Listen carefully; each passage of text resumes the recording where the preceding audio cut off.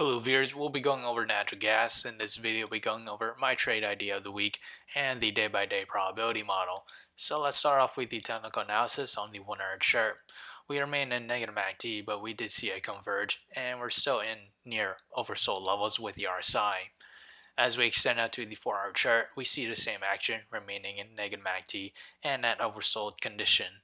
As we extend out once more onto the daily chart, we remain in negative MACD where we did see it diverge and we're approaching to oversold levels with the RSI. As for now, we have yet to test the 200-day moving average, this green line, at the price of $2.18.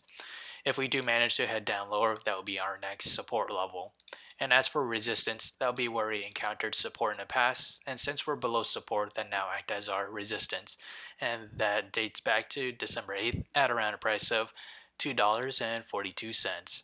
If we were to test support, that price movement to the downside is roughly around 4.7%, and to test resistance, that is around 5.5% to the upside.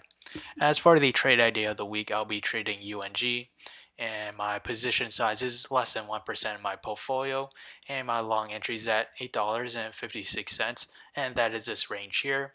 My sell target is at $9.62, and my stop loss is at $8.19.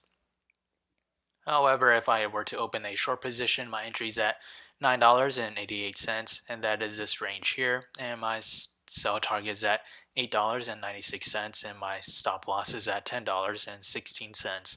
So whichever entry price were to hit first, that will be my position of the week.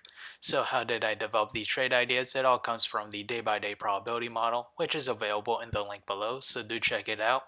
As we progress to the 5th day or week of trading, we have a 40% chance for it to climb between 0 to 7.2% and a 20% chance to climb between 7.2% to 14.3%.